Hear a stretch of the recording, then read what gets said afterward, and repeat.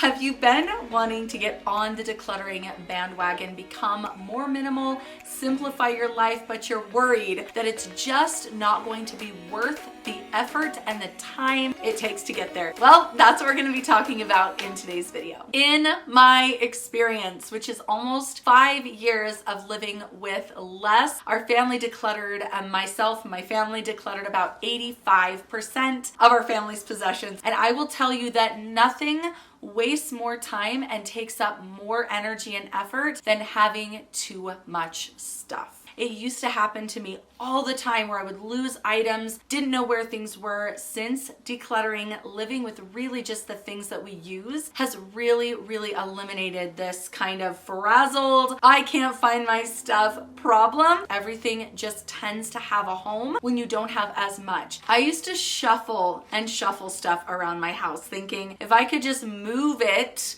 to a different location, my house will feel more clean. My house will run more smoothly. It's just in the way. And I would try and shuffle and move all my stuff all around the house all the time.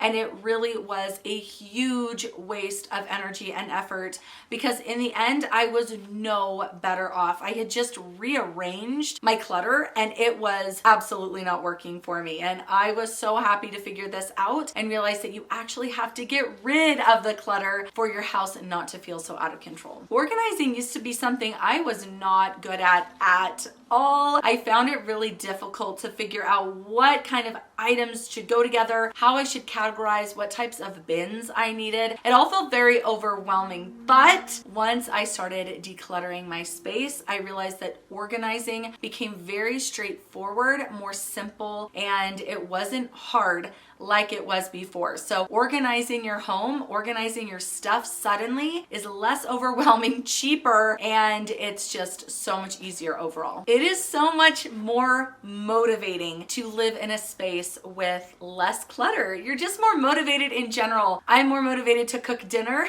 because I have less stuff in my kitchen, and it's just so much easier to get motivated to clean your house because you know it's not going to take hours upon hours just to do basic general tidying. Getting ready in the morning is so much easier and faster. I don't have this excess of clothing and excess of makeup. I just have what I use. I have what I wear, and it makes it so fast. I don't have to make decisions. This next one is my favorite, and I think it's my favorite because it's the thing that surprised me the most and helped me the best, and that is getting into routines and setting habits and just your daily rhythm. The daily rhythm of life feels so much easier. When I did my initial declutter, the initial purge of my house, which took me about 1 year, and I did take a few months off because I had burned myself out significantly. So I get it when you're saying, I don't want to put in that much effort. That feels like a lot of work. It is a lot of work. It is completely worth it. And what I learned is you just have to pace yourself. But what surprised me is that I kept finding broken items, things in storage that I thought I had packed away safely that were completely shattered and broken. I break less items when I have less because it's just not piled up. Things aren't suffocated,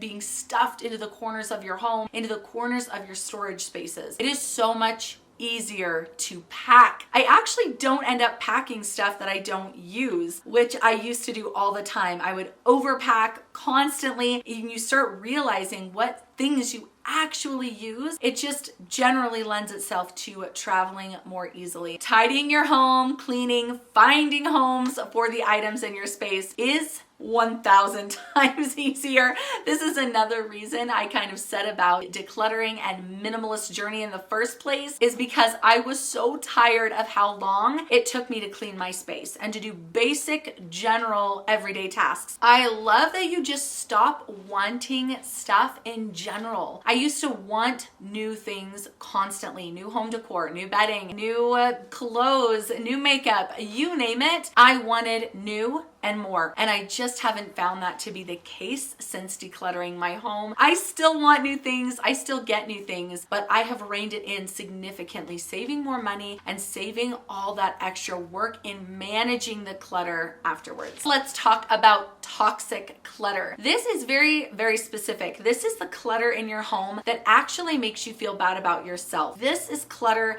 that is sending you negative messages. I felt like a bad housekeeper when I had too much stuff. I felt like, why is it taking me so long just to do general tidying around my house? I must be a terrible housekeeper. I'm bad at organizing. What is wrong with my brain that I can't organize my space? That wasn't the problem. The problem was the stuff. The excess of stuff sending me messages, making me feel like a bad housewife, like someone who's incapable of successfully organizing. You have too many dishes in your house and it's just constantly these dishes are breaking. You're in an overfilled dishwasher. The dishes continually pile up. Again, I'm a bad housekeeper. Why am I so clumsy? How come I'm breaking all this stuff? Of course you need dishes, but having an excess then becomes toxic. It's the excess clutter that seems to be sending us these negative messages. So all of these categories and items on their own are not necessarily toxic clutter.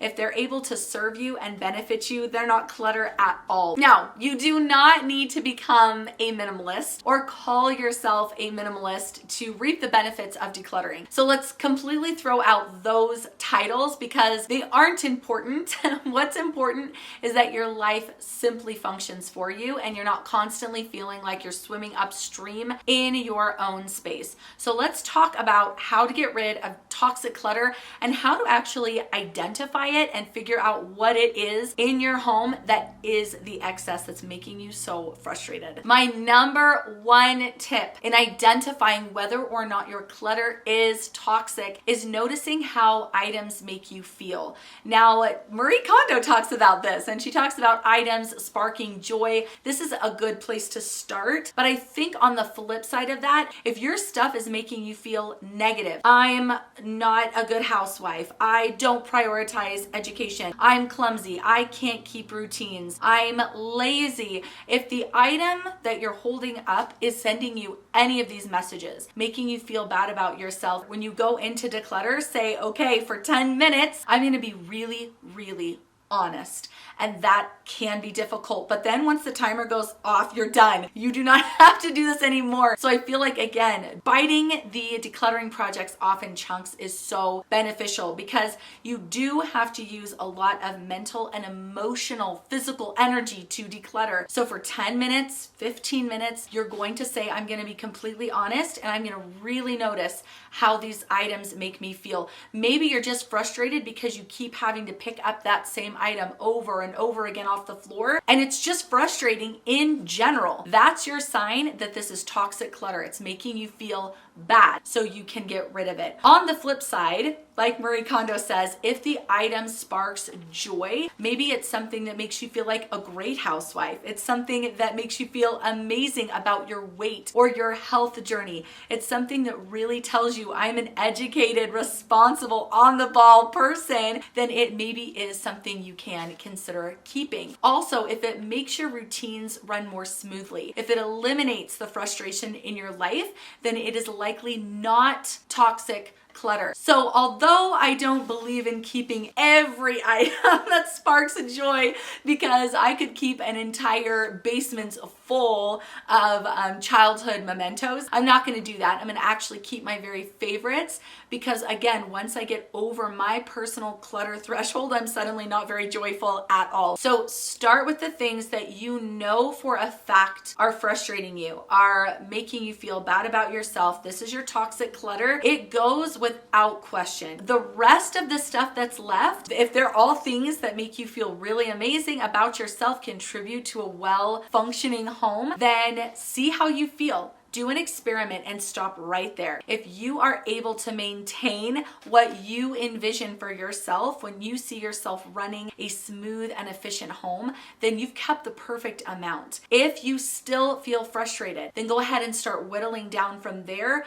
and just keep your favorites. I also love to think of this in terms of a garden. You truly are trying to get the weeds out of your home, because when you have weeds and flowers growing together, suddenly your whole garden is overwhelming, much harder to maintain, and you're not able to appreciate its beauty. So you're just weeding things out in your home, getting rid of that toxic clutter, the things that put you over your clutter threshold, the things that send you bad messages. All right, let's say at this point you are completely convinced you are going to start decluttering your space. You can't wait. It's still important to establish your why. Why are you doing this? Because inevitably it's going to get difficult. So what are your personal reasons for wanting to declutter your space and live with less? For me, I didn't want to spend as much time cleaning. I felt like I was wasting my time in my life, and I just wanted to have more time with my family and to pursue personal goals. So those were my reasons why, and they kept me motivated throughout the year so that I could finish my entire house. Also, you need to know where in your house you're going to declutter. I like having a master list of all the areas in my home specifically that I like to go through. When I did my initial declutter of the house, I had a master list and I went through it room by room, corner by corner, drawer by drawer,